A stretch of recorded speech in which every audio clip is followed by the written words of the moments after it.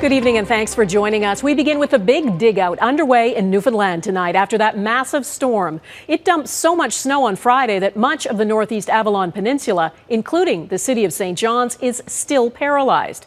A state of emergency remains in place. That means only snow clearing and emergency vehicles are allowed on the roads.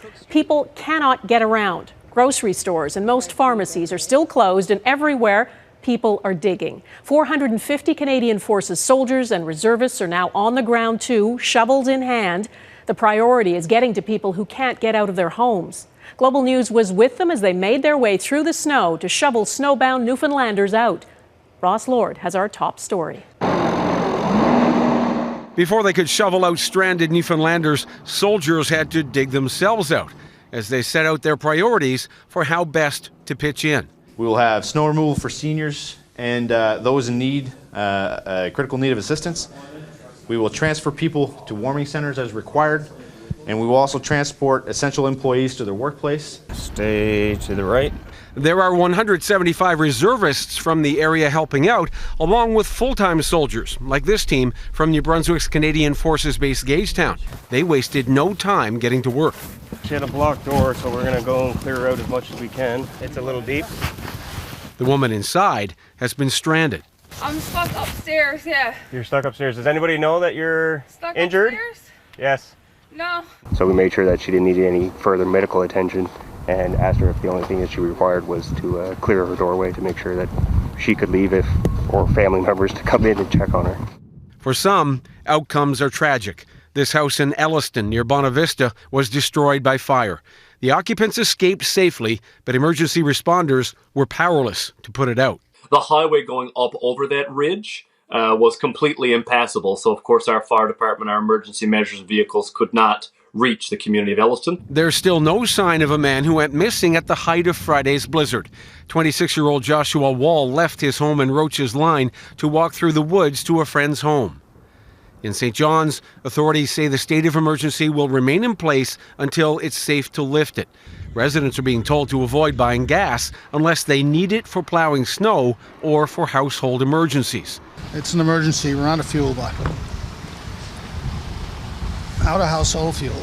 With most stores closed, available food supplies are becoming scarce. Nothing. They're only selling gasoline. And there's no milk, and this is my third stop. On Tuesday, all stores selling basic foods are allowed to open. Slow, but steady progress. No, that's fine. We'll take care of it.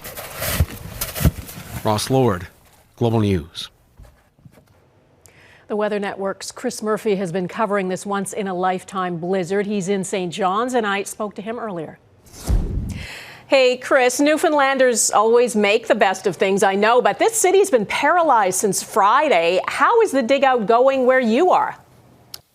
Long, continuous. It just seems like it's going on forever. But I'll tell you something, Donna, bad weather, good people. And people are banding together to help each other out because this would be too much for any one person. And of course, the plows are out, the armed forces are here, anything to clean up this humongous mess. More snow fell overnight, right, Chris? Is that it for now? Is Newfoundland going to get a break? Yes, the forecast looks good. It'll just get a little cold tonight. I'm worried some of the slush from this morning may melt up or freeze up, could get a little bit icy, but no storms in the forecast, so we'll have some decent weather for the cleanup to continue. Well, that's good news. And those snowbanks lining the streets behind you there can only go so high. I know people are shoveling probably nonstop. You can see them behind you. Where are they going to put all of that snow, though, that's being cleared and piled up? Well, that really is the million-dollar question because these bags are just humongous. Well, you know that we've been seeing dump trucks going back and forth all morning, all day long. They leave empty, they come back full, and a lot of it is going into the harbor. So they lifted that ban because this is extenuating circumstances, so they're putting a lot of it there. Otherwise, it's people just trying to band together, shovel it out, and as you can see, the piles are getting higher and higher. Hey, Chris, I know you've been, covering weather events for years, couple of decades. Have you seen anything like this or been in the middle of something like this before?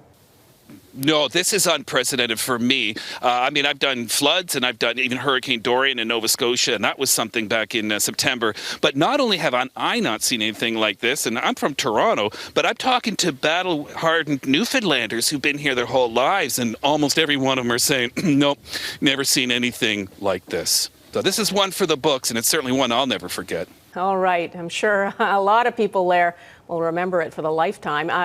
Chris from the Weather Network in St. John's, thanks so much.